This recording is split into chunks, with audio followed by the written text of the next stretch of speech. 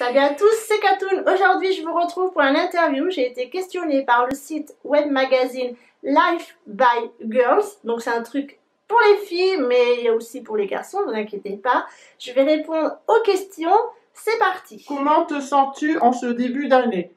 À vrai dire, on a très mal démarré l'année 2021. Quand je dis on, c'est mon mari et moi, ainsi que sa famille.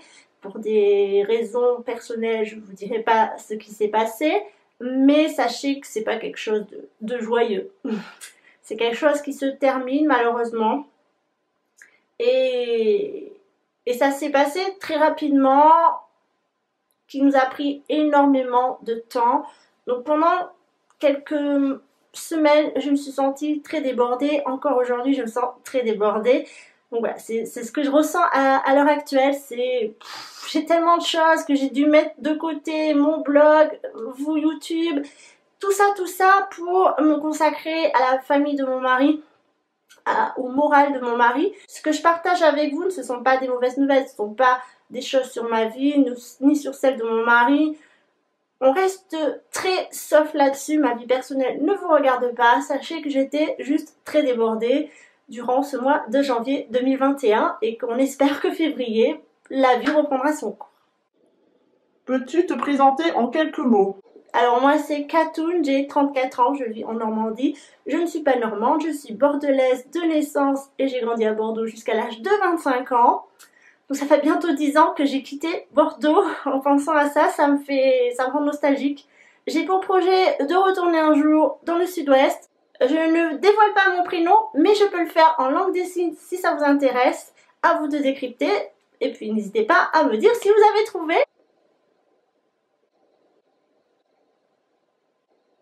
J'ai oublié de vous préciser que je suis malentendante depuis que je suis née.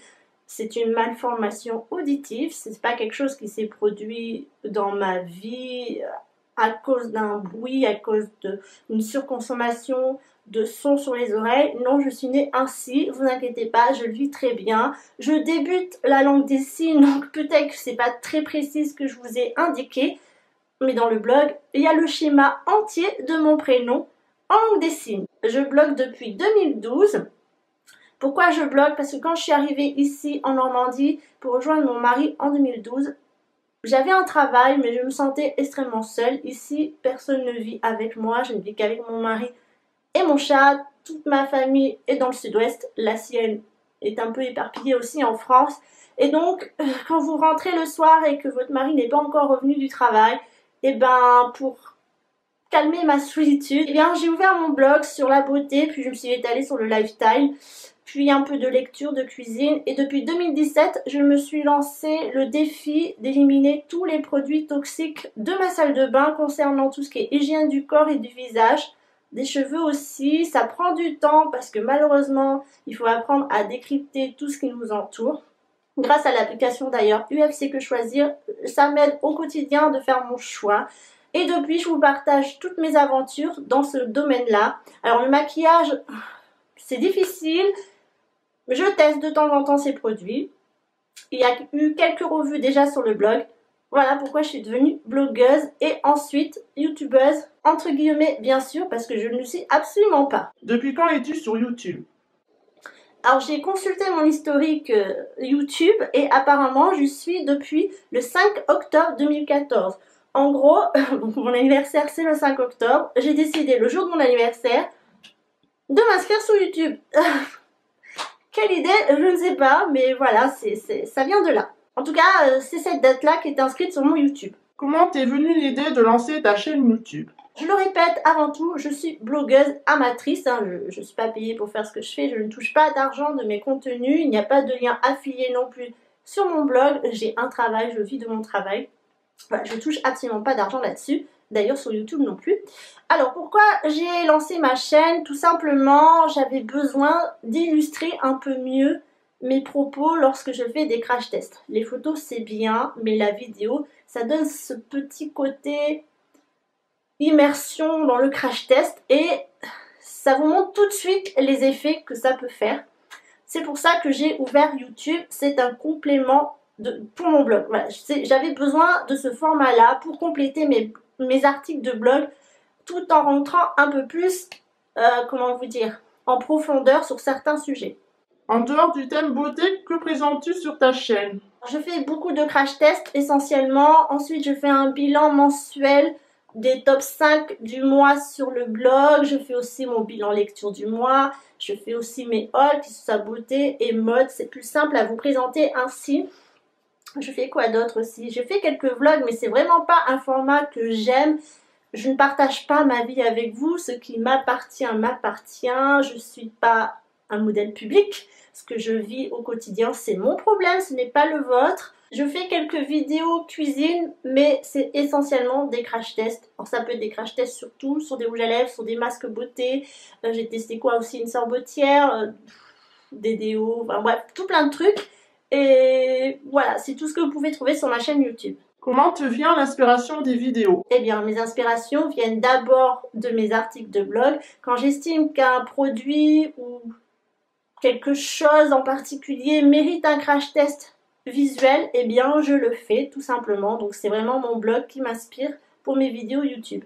Fidèle à moi-même, j'ai encore oublié de répondre à une question, ça m'arrive à tous les tags. Bref, la question était la suivante. Qu'est-ce qui est le plus difficile quand on se lance sur YouTube? Eh bien je dirais c'est le regard des autres. Enfin, par là, je veux dire les gens qui vont vous lancer des commentaires néfastes, négatifs, des genre t'es moche ou tu sers à rien, des trucs comme ça. Et ça, c'est vraiment difficile pour ceux qui ont un moral, un tout petit moral. Voilà, ceux qui sont vite blessés par les propos. Alors moi, ce que j'ai décidé de faire, c'est de supprimer la catégorie commentaires comme ça. Si vous voulez commenter, ça se passe directement sous le blog et non sur YouTube. Ça fait réfléchir à deux fois, ça saoule les gens, mais j'en ai rien à faire de leur avis. Ensuite, c'est aussi le peu de vues qu'on peut avoir. Au début, ça blesse. Tout ce temps qu'on peut passer sur une vidéo, le montage d'une vidéo sur un article et que vous voyez que vous avez que 10 vues, ça peut être blessant pour la personne. Au début, ça me blessait. C'est comme les pouces en l'air là ou les pouces en bas. Ça aussi, ça me saoule. Donc, j'ai retiré la catégorie de nombre, enfin l'affichage des chiffres des pouces en bas et pouces en l'air. Je pense que c'est ce qui est le plus difficile à gérer, c'est ces états d'âme sur YouTube. Il faut vite savoir s'en débarrasser. Une fois que c'est fait, eh bien tout roule. Quel matériel utilises-tu pour tourner? Alors, niveau lumière, j'utilise la lumière du jour en fait. J'ai pas d'anneau lumineux comme les super youtubeuses là. J'ai pas de micro non plus. C'est ma voix que vous entendez. C'est mon appareil photo qui le filme. Enfin, qui filme, comment dire, qui enregistre ma voix. Donc pour la lumière, c'est ma fenêtre qui se trouve, que vous pouvez voir en reflet sur mes lunettes. Voilà, ma fenêtre me permet d'avoir une source lumineuse. Ensuite, je filme avec un Canon PowerShoot SX60HS. Je vous mettrai une petite photo parce que là, dit comme ça n'a pas l'air de... C'est pas facile à expliquer. Ensuite, pour le montage, c'est avec mon logiciel iMovie de mon PC, Mac. Voilà, tout simplement. Quel a été ton top 5 de 2020 niveau produit et les 5 gros flops? Alors, les top 5, j'en ai 4 à vous présenter. Le 5e, je vous insère une petite photo. Tout d'abord, c'est ce produit que j'ai découvert, que j'ai acheté lors des promos beauté Leclerc. C'est Pur Bambou Biphase Micellaire Waterproof de la marque Sobio Hectic. Donc vous voyez, c'est un produit biphasé, je souffrais. Après, ça se mélange, les matières se mélangent. Et donc ça, c'est un démaquillant qui va bien vous démaquiller les produits waterproof et très résistants. J'aime beaucoup, j'adore son odeur.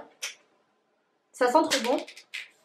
Et si, comme je vous ai dit que que je n'utilisais plus que ces produits-là, bio et naturels, qui est à 99% d'origine naturelle, je vous le conseille. Alors, il est cher, je crois qu'il coûte 8 €, mais lors des promos beauté foncées, c'est beaucoup moins cher, moitié prix généralement. Ça, c'est une belle découverte 2020, je peux que vous le conseiller. Ensuite, pour les ongles, j'ai la marque Avril. Là, c'est un top coat, base coat plus top coat, il fait les deux. Ça coûte rien du tout chez Avril, je crois que ça coûte 4 € pour 7 ml. Et j'ai presque rien consommé. Bon, après, je me vernis pas souvent les ongles. Et cette composition est clean, c'est AAA par UFC Que Choisir. Je peux que vous le conseiller. Ensuite, j'ai un déodorant de la marque Ushuaïa, vanille bio, 100% d'origine naturelle. Très bien, ça, on me l'avait conseillé. C'est un déodorant qui coûte 3 €, il me semble. À peu près 3 € dans les Carrefour, Auchan, Leclerc. Et il est très efficace, donc je peux que vous le conseiller. Le quatrième produit que je n'ai pas, ce sont les patchs anti-points noirs de la marque Bioré qui sont très bien notés. Alors c'est pas clean niveau compo, dans le sens où c'est pas, il n'y a pas d'ingrédients d'origine naturelle, mais c'est clean quand même. C'est classé AAA par UFC Que Choisir et c'est très efficace. Et le dernier produit, c'est un maquillage qui n'est pas clean du tout. C'est une miniature là que j'ai, mais il existe en full size. C'est un rouge à lèvres liquide mat de chez Sephora et c'est le numéro 1 Always Red et c'est Always Red en français et c'est celui que je porte sur la bouche, donc toujours rouge. Et c'est vrai que lui il avait une petite popularité, je l'avais pas acheté parce que je suis pas forcément convaincue par les rouges à lèvres liquides de chez Sephora, mais j'adore la couleur en fait. Voilà, et oui, j'ai continué à porter des rouges à lèvres en 2020 malgré le masque. Mais pour filmer, je le portais et je le porte souvent dans mes vidéos. Concernant mes flops, alors pareil, là je vais vous insérer des photos parce que je n'ai plus les produits en question, je m'en suis débarrassée. Il y a un flop marque, c'est la marque Rituals. Une marque qui fait croire à tout le monde qu'elle est clean, qu'elle est ceci, qu'elle est cela, mais absolument pas. Les compositions sont d'une... Restons polis, sont très pourris et je vous le conseille pas. Voilà, c'est un gros fail. N'achetez pas Rituals. Ne croyez pas ce qu'ils vous disent, c'est pas vrai. Ensuite, vous avez la marque Banana Beauty. Dans leur catégorie, il y a deux produits que je n'ai pas, que je n'aime pas. Et j'ai aussi envie de vous dire de boycotter la marque. Donc, le premier produit, c'est la palette qui s'appelle Funny Love. Un désastre, pigmentation nulle, la tenue nulle, les couleurs sont fades, vraiment c'est nul. D'ailleurs je crois que le site a retiré ses palettes tellement c'était naze. Et le deuxième produit c'est leur fameux rouge à lèvres mat, hyper connu. Je vous ai fait un crash test d'ailleurs sur ma chaîne YouTube. Et comment vous dire, les produits sont pas mauvais, mais alors la composition est archi mauvaise. Ils se vantent d'être vegan, mais j'estime que quand on se vante d'être vegan, il faut aller au bout des choses, c'est-à-dire faire une compo clean. Je me suis embrouillée avec la marque d'ailleurs parce qu'ils ont vu mon post, ils n'ont pas aimé. Alors ça, Banana Beauty, les produits ainsi que la marque, boycotté. En plus c'est surcoté, ça coûte extrêmement cher. Et ils travaillent beaucoup avec les influenceuses qui donnent des codes promo. Et en général, quand c'est ce genre de choses, c'est que le produit est surestimé. Et qu'en le mettant avec les codes promo, vous arrivez au prix qui devrait être vendu initialement. Banana Beauty, c'est non. Ensuite, j'ai une palette de chez Morphe. Alors Morphe, évidemment, c'est une composition qui n'est pas bonne. Mais là, je vais surtout parler de la palette Oh My George, je ne sais pas trop comment ça se prononce. Une palette de 9 fards qui d'apparence est très jolie, mais alors c'est très fade, la pigmentation n'est pas au rendez-vous et la tenue est naze, donc ça aussi pareil, je vous le conseille pas. Et le dernier produit c'est un mascara hyper réputé encore sur le monde YouTube, c'est le mascara Climax de chez NARS. La brosse c'est n'importe quoi, comment vous dire, c'est censé être longueur, longue tenue, enfin plein de trucs, mais ça fonctionne absolument pas sur les petits cils fins, droits, non volumineux, non recourbés. Bref, ne l'achetez pas, il coûte aussi la peau des fesses ce truc, en plus Nars, il n'y a pas de code promo qui fonctionne dessus. Donc, next, n'achetez pas non plus ce mascara là, et en plus bah, la composition est pourrie, mais ça c'est du maquillage, donc je relève pas trop ce genre de détails. Quelles sont les valeurs que tu souhaites faire ressortir sur ta chaîne? J'ai pas l'impression que je passe des valeurs sur ma chaîne. J'utilise YouTube surtout pour faire mes crash tests. Peut-être que je vous passe des messages comme quoi il faut se méfier de la parole des autres, surtout des youtubeuses beauté ou des youtubeuses fit. Alors, ça marche aussi pour Instagram où Instagram est un monde de faux cul et de fausses beauté, de fausses bonnes idées aussi à suivre. J'ai envie de dire, suivez vos instincts. Moi, si je teste des produits aujourd'hui comme Rituals, comme Banana Beauty, c'est parce que j'avais des doutes et que j'avais envie de vous exprimer ce que je pensais réellement de la chose après avoir bien testé les produits et décrypté les compositions. C'est peut-être le message que je voudrais passer aux autres, c'est arrêter de croire ce que les autres vous promettent. elles sont payées pour ça. Donc vous inquiétez pas, leurs avis sont faussés, même si elles disent que non. Franchement, si on me proposait 10 000 € pour dire du bien sur Banana Beauty, je refuserais parce que ce sont des produits que j'ai déjà testés, que je n'approuve absolument pas la composition. Et en plus, les produits sont pas forcément formidables. Donc arrêtez de croire ce qu'on vous dit. Testez par vous-même et arrêtez de remplir les poches des youtubeuses et des marques qui n'en valent pas la peine.